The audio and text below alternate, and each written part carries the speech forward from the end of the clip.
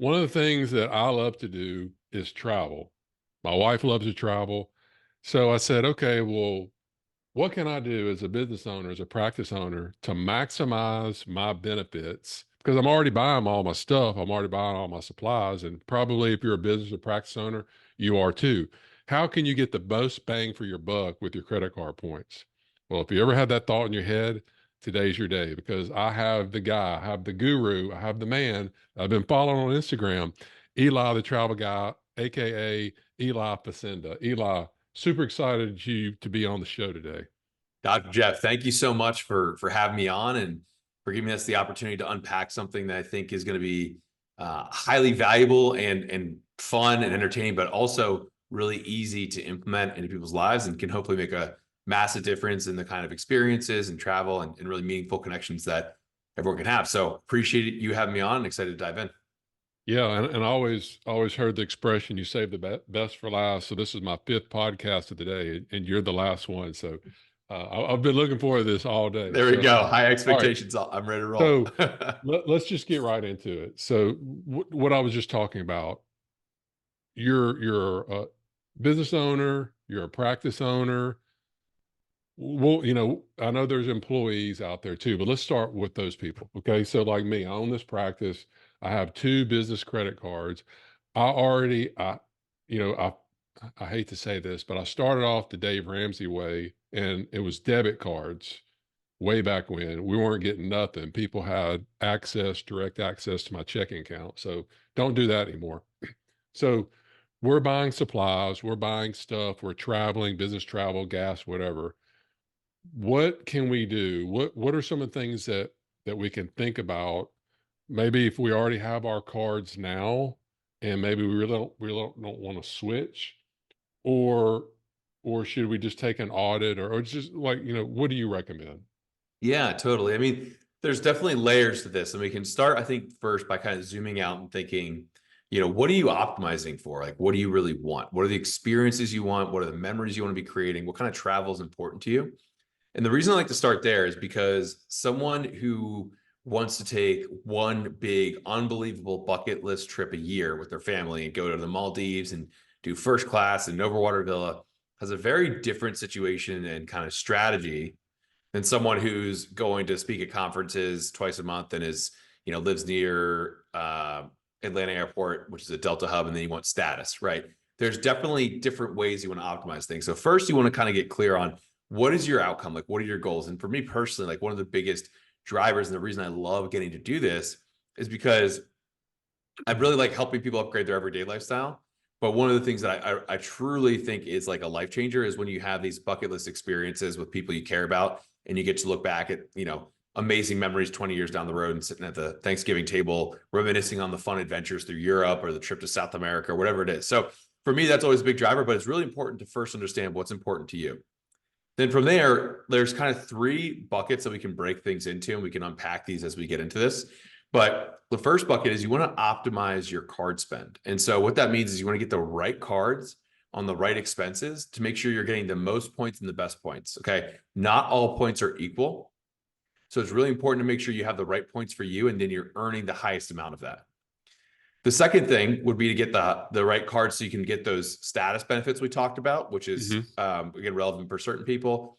But the third piece is going to be to utilize the points at the best possible value. So those are the three kind of buckets. Optimize your card spend for the highest and most points. Get the right status benefits for you that makes sense for you. And if it does make sense for you, not for a lot of times, a lot of people are going for status when they shouldn't. Some people aren't going for status when they should. So you want to get that right. And then you want to be able to leverage the points in the highest and most effective way. And for us, that means on average, like when we're doing this with our clients or doing it on our own, we're getting anywhere between 400 to 600% better value than what the banks typically give you for your points. And so happy to dive into each of those. But that's like, I'm thinking big picture, set your vision, get the goals down, and then let's make sure we're optimizing all three of those levers, and that'll get you the best outcomes. All right, so let's do this. Let me give you a scenario. So here's your typical person that I come in contact with. They're a business owner, practice owner. They can't take a lot of vacation, but when they do, maybe they have to go to some business meetings. Let's say two business meetings a year, and then they may go on. let's say a summer trip, a fall trip, and a like a winter trip with their kid, with their family.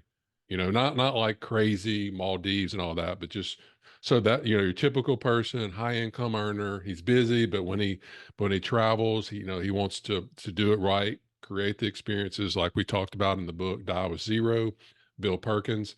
So in that situation, what are some of the things you'd recommend? Yeah. So firstly, let's unpack the different types of points because this is going to be your starting Okay. system.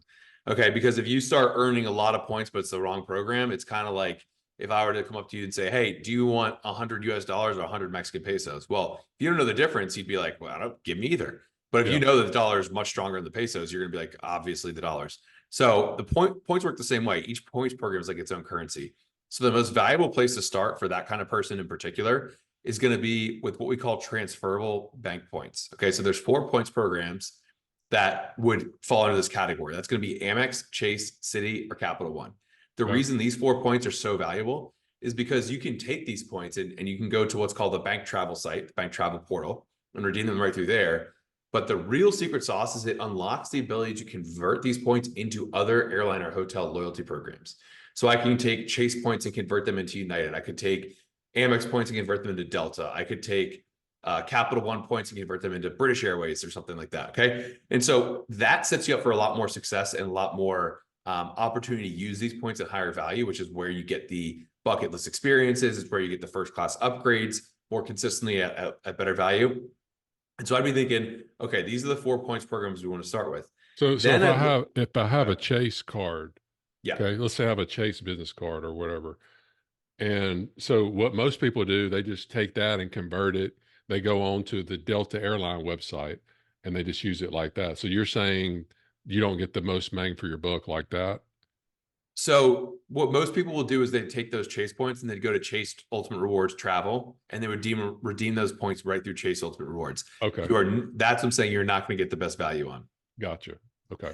Yeah, the best value is typically going to be through converting them to directly into the loyalty program, but not every bank partners with every airline or hotel, right? So like Amex has a partnership with Delta, but Chase doesn't. So if you want to fly Delta, and there's a couple of different ways you can book that. Like you could use a Delta partner even. Now we're getting Hmm. kind of into the nuances. Hmm. So, but you can't convert a Chase point into a Delta mile. You could convert a Chase point to an Air France mile, which partners with Delta.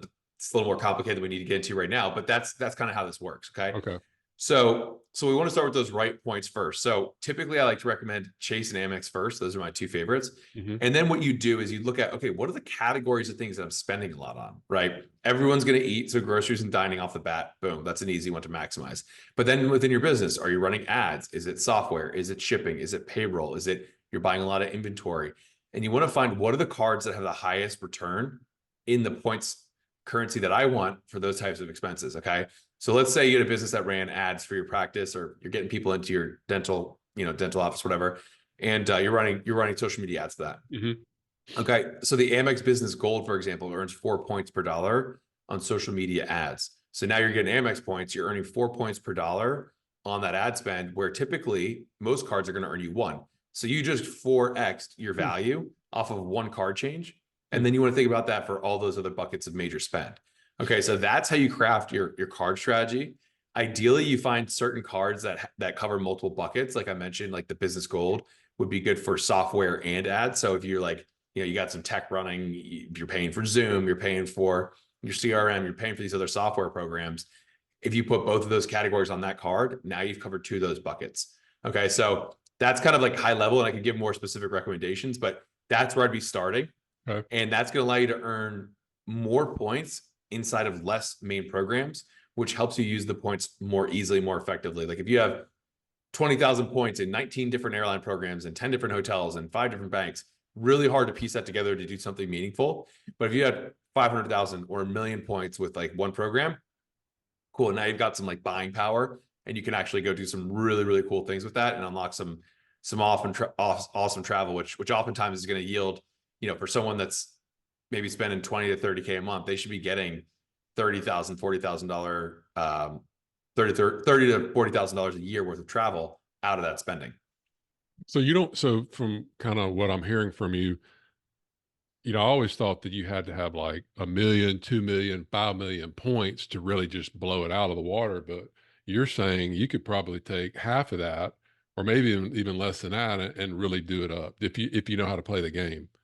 Is that right? 100%. Yeah. Yeah. And I'll break down the numbers for you kind of in a simple manner, right? So we can kind of get like, what does this actually mean, nuts and bolts? Hmm. And before I do that, like the way what we're talking about is right, how do we extract the most value from this system? And we're so fortunate to be in the US with this system because we're the only country in the world that really has a credit and point system like this.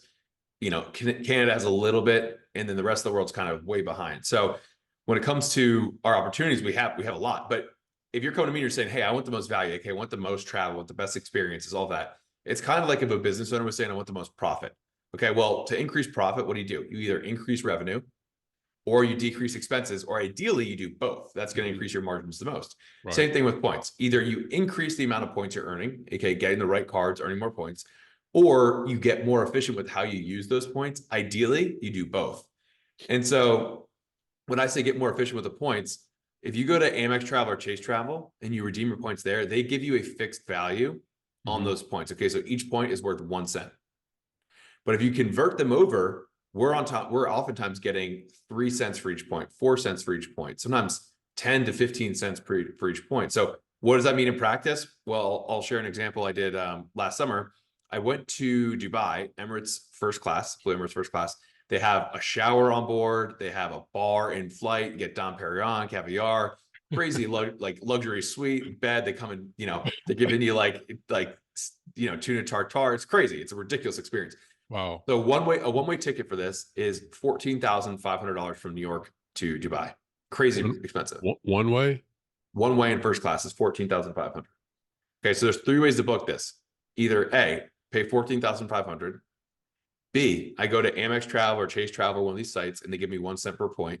So that would cost me 1.45 million points, which is a crazy amount. Jeez. Or C, which is what I did, I converted my points into the airline loyalty program. It cost me, instead of 1.45 million, it cost me 136,000 points. And then I paid $500 out of pocket. So God, that's the power of that is not just earning incredible. the right points, but really using them well.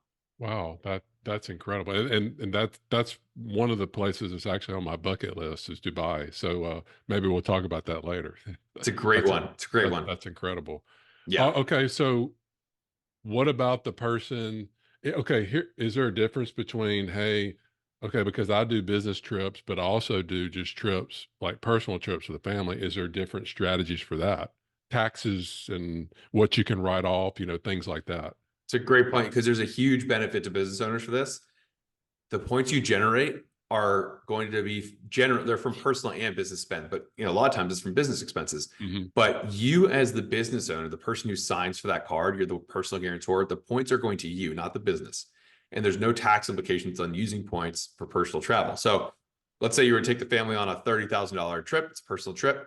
Okay, normally if you're running a business, you take a distribution, you'd pay tax on that, call it 25% maybe. And so you're going to take $30,000 out of the business to go on the trip. You're also going to pay 25% on that, which is not great at math on the spot, but there's probably like $7,200, $7,250 or something. So really the effective cost to you is $37,000 for that trip. Yeah. Okay. If you use points for personal trips, you don't have to pay for the trip, but you also don't have to pay taxes on those points, and you don't have to take the money out of the company. So now you can put that into other investments or whatever you need to do, and that doesn't have any tax implications. So you definitely want to prioritize. If there was a hierarchy of like when should I use my points first, the first level is going to be international personal trips. So business and first class international flights that are personal trips is going to be number one. Other personal domestic trips, domestic flights, domestic hotels, luxury hotels, that would be number two.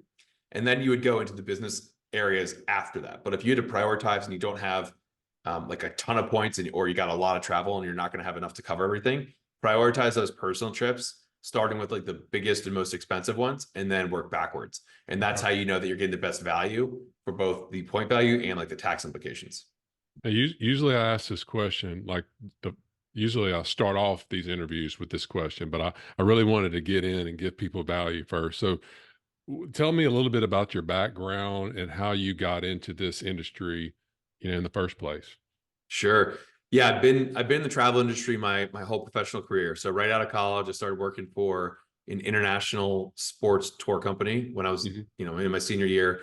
And what we did there, and what we still do, I still part own this business. It's a really cool company. We take youth sports teams and their families on international trips all over the world to participate in tournaments and have these amazing family experiences. And through that business, I fell in love with travel. I fell in love with adventure. I fell in love with what the impact of travel has on people. I mean, I was seeing it firsthand. It'd be in Japan with a group of 60 people or going through Italy with 30 people. And you're just seeing these experiences come to life and how it's transforming people. And I was like, this is freaking awesome. So I fell in love with it. I had the travel bug. And at that point, we're building the company. And I remember one specific moment actually, just out of school as a finance degree at Lehigh University. So a lot of my friends are on Wall Street and they're making about 5 times as much as me. And everyone starts to plan a trip to Thailand like the first year out of school. And at this point, I had gone the entrepreneurial route. I'm building this tour company and we weren't making a lot of money yet. And I'm, driving Uber, I'm working baseball lessons, I'm working at a restaurant and run the tour company to try and make this work. And I get a text and like, man, we can't wait to go to Thailand. This is gonna be awesome. And I'm like, oh crap, like I don't think I can go. I don't have enough money. I can't figure out how to get there. So I was like, I have to find another strategy. And I had a mentor that told me, you don't need more money, you need a better strategy. And he was talking about building a business, but I was like, what if I applied that here? So I was like, oh yeah, the credit card points thing. So I figured it out. I got a couple cards. I made a bunch of mistakes. I got a few free trips. And then I was just absolutely hooked. And I was like, just obsessed with this stuff for like 7 years. And I didn't have any intention of turning it into a business.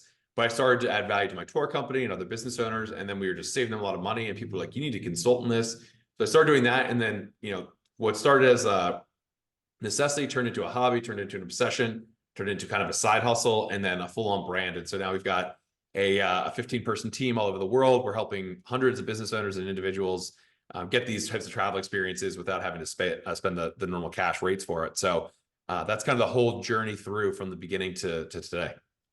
So I'll probably put you on the spot with this one, but give me your top 3 places that just been like they stand out to you as like the Mm. over the top trips or Yeah, destinations. totally.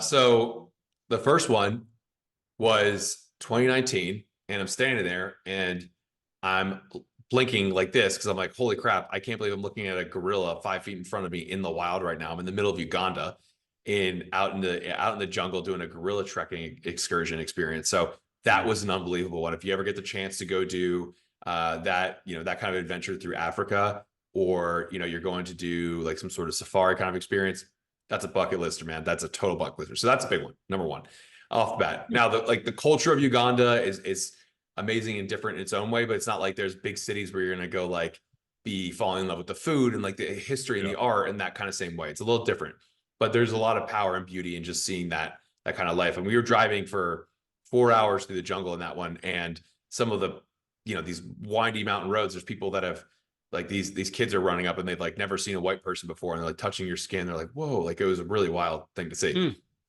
So that was one. Second one, if you want a place that's just like, oh my gosh, I'm in another universe. I've been to 42 countries.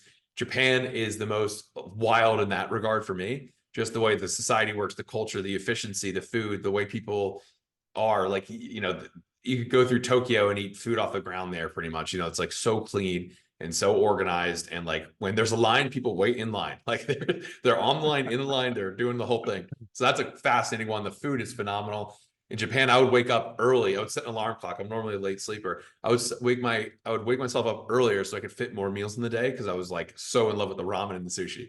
So that'd be Wow. number two. And then the third one, so hard to pick. But I really love Italy. I mean, it's just so hard to not love. It's everything. It's got the mountains, it's got the lakes, the beaches, the amazing history, the art, phenomenal people, ridiculous food.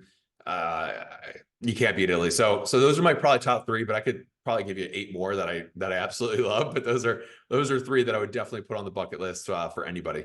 Well, let me ask you about 2 more, like your top, like, beach type resort Yeah. destination and mountain, like, trip Hmm. destination. What pops Sure. up in your head? Yeah. So I mean, for beaches, man, there's so many great ones. I did do a trip to Thailand, like I mentioned, that was really, really cool. But honestly, my favorite. Like resorts, like, just over the top resort beach resorts, to Gotcha. Yeah. Gotcha. Yeah. So, I mean, I'll kind of give this one a little bit of a nuanced answer because it really depends to me, like on what stage of life you're in. You know, if you're like I'm in the stage where like a romantic couples getaway would be kind of the cool beach resort for us, right? So we want like quiet adults only luxury place. And like there's an epic one that we went to in Sardinia, Italy, actually, a small Italian island called the Seven Pines Resort. Amazing points property, super nice, really quaint. Like that to me was a phenomenal experience. But if you're, you know, a family of five, you got kids, that's going to look very different. Yeah. And the distance you want to travel, all that stuff looks totally different. So that's something to consider. The Maldives would be an epic one for sure. If someone just likes the ocean and the beaches and like the clear blue water, like you can't beat that, right? For me though, I really like Costa Rica personally. And it's easy to get to, and the Hmm. resorts there are awesome, and it's just so peaceful, and the people are amazing. So that's phenomenal. And then, you know, I know it's stateside, but a lot of people overlook it when they think about international travel for that reason. But I mean, Hawaii is incredible. There's some awesome properties there, like the Grand Hyatt in Kauai, which you can use. It's a Hyatt property, so you can convert your Chase points into Hyatt for that one. So those would be a few beach resorts. And then in terms of the mountains, I mean, I'm a big fan. I love the European mountainside, the Alps and stuff like that. And so going somewhere in Switzerland and out there would be the best move. I actually hosted an entrepreneur ski trip. We had 40 entrepreneurs in the French Alps last winter. And so we had a whole mastermind experience out there. Now it is harder to find good points properties in some of these kind of European mountainous destinations. They're usually a little more boutique hotels or Hmm. Airbnb or like B&Bs type stuff, but there's like a W property in Verbier, Switzerland.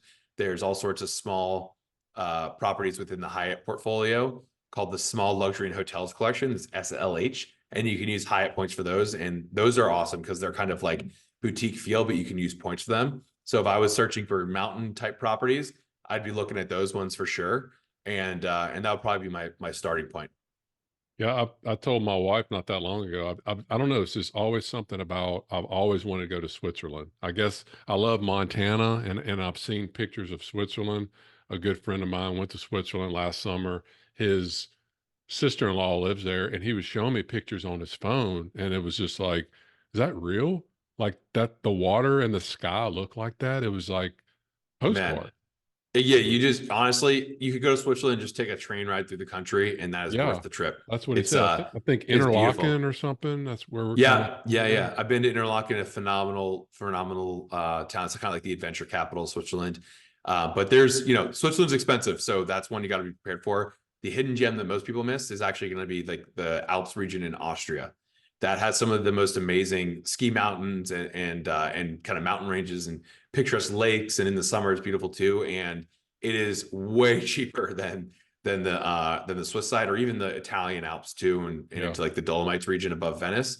That would be another really good area for similar type of atmosphere without the Swiss prices. Because I mean, you go to Switzerland. The first time I went there, I got a burger in Zurich, and I was like, "Oh, I'll take a normal like burger. What could it be?" It was like $42. I was like, Wow. "Okay, welcome to Switzerland. All right, here we are." Yeah, it's So, like Disney yeah, World. exactly. Yeah, Disney prices just in the Alps. Exactly. So, I know you offer a lot of things, like you offer courses, concierge services. I mean, you offer different stuff. So tell me, so somebody's interested in maximizing their points to really 10x their travel. How can you help them? Yeah, so like you said, we do have different services, and you can think like, what does your company even do? How do we do things? Regardless of the tier, you can think of us like a CPA for your credit cards meets travel advisors meets points geeks. Okay, so we're doing the whole thing. We're looking at let's get efficient with our spending and our expenses. Let's maximize our credit. Let's get the best status, the best upgrades, the right cards, and the right expenses. So depending on the tier, we do custom audits and build out that entire plan for you, so you don't have to think about which cards, which order, what are the bank rules for here, and that can even extend into getting revolving lines of credit for business or maximizing your credit lines on the business cards, all that stuff. So we're going to help build that out and make sure that your credit profile stays in really good shape while doing that, because that's an important piece is Hmm. making sure you get that dialed in. And then like you mentioned, we have different levels there. So depending on how much someone's traveling and how many points they have and how much they're spending, we have full on concierge services where we do all the travel advising and planning on your points. And then we also have more a la carte type trips where, you know, we'll include like a big international tour for individuals. And so those are kind of more the service side. And then our lowest level of in terms of investment level service, we have our mentorship academy, and that's where we teach this stuff. So we do different calls where we'll teach it We walk people through it. We bring their trips on. We break them down, help them understand how they can do this on their own, and specifically how to leverage some of the kind of advanced tools that are out there. So the AI tools and softwares and apps that can just make this entire process a lot simpler because, most people here that are probably listening to this, they're a doctor, they got their own business. They're busy people, probably have a family. Like spending 3 hours on a Tuesday to research a trip is kind of it's kind of a deal breaker, right? And so Yeah. we want to minimize the amount of time spent and give you the shortcuts so you can still get those experiences and not pay for it, but also not have to spend all the time reading blogs or watching YouTube videos. Yeah, because and we talked about this before we started recording. One of the books that really changed the way that I think is Who Not How. And, that was what got me to start my YouTube channel. It was like, how do I edit it? How do I do the thumbnails? How do I upload it? Once I read that book, it's like, just find a who to do it for you. Because it would take me, well, what you just talked about, I mean, it would take me weeks to try to figure out the points, much less figure out where to go and maximize it. So you know, we have to get in our head, our time is best spent at what we know what to do the most. We went to school Yeah, to be a doctor or whatever. You're better served doing that and let somebody else, do it for you. So nailed it. if somebody wants to just so what would be the process? Let's say somebody wants to Mhm. be interested. What's the first step look like for them whenever they interact with you? Yeah. So we'll drop a link down below here so that anyone listening to this can get a free consult with us. Okay. The consult's really simple and straightforward. So first thing we do, we're going to review your numbers and show you what you're leaving on the table, like how much dollars, trips, what are the experiences that you're missing on that you could easily start to be, getting back complimentary, basically for free, right? Just based on how much you're spending. So that's the first thing we look at. We assess that. Then we'll start to show you, hey, here's what these experiences could look like. Here's the different types of travel, and give you some basic tips and pointers and strategies to get you clear on like what you're messing up. Because most people off the bat have no idea, how much they're leaving on the table and what kind of experiences they could be having. From there, if people are interested in hearing more about like what service might be a good fit for them, we have a whole separate conversation. That first call is completely complimentary and really focused on adding value. So that's how we do things there. But once we start working with folks, we do that initial onboard system where we go through, we deep dive, what are their goals? What are the experiences they want? And oftentimes we have to zoom out because a lot of people, their goals are based on what they think they can have today. But once they realize, oh crap, I could be earning 3 times the amount of points, which means if I use them well, I could have $30,000 to $40,000 worth of trips every year. Like you're telling me I could go to Europe once a quarter with my wife or whoever, and Yeah. like I could do that. Like, so we have to kind of unpack like what does that mean for you? And then we start to strategize around what card's the right setup for you, how to maximize your status, how to make sure you're getting, lounges when you're traveling, how you're getting upgrades, free bags, free breakfast at hotels, all those kind of perks and bells and whistles. And then we help optimize for the actual experiences too. So that's kind of the high level system. And yeah, again, if people are interested, they can go ahead and on the link below the interview here would be freedomtravelsystems.com/Dr. Jeff. They can set up a call, and you can also check me out on Instagram, which is just Eli Travel Guy, and I'm putting some value in different insights and tips and strategies out on there all the time too. So those would be the two main ways. Awesome. So I appreciate all the value that you provided us today. Make sure that you do click on the link, but I do want to make sure that you guys try, and I'll also put his link for Instagram below this video. Eli the Travel Guy. He. That's how I got connected with this guy. He not only is he going around into some amazing places, but the people that he's with, some of the really high level entrepreneurs that I was already following on Instagram, I see that he's actually helping them get to all these cool places that they're filming to. So again, my who not how brain was like, well, who is helping these people get there? It's this guy right here. And again, he's giving you the free audit. You're already spending the money. Why not maximize it? So again, Eli, really appreciate everything that you've done, and looking forward to you helping me book that 50th birthday trip this year. That's right, man. We're gonna make it a memorable one, and thanks for having me on. And hopefully you guys got some value out of this, and can start tapping into this lifestyle gold mine. Like you said, you're already spending the money, so a few simple tweaks is a game changer that will compound for the rest of your life. So excited to see what you guys start doing and the trips you keep taking.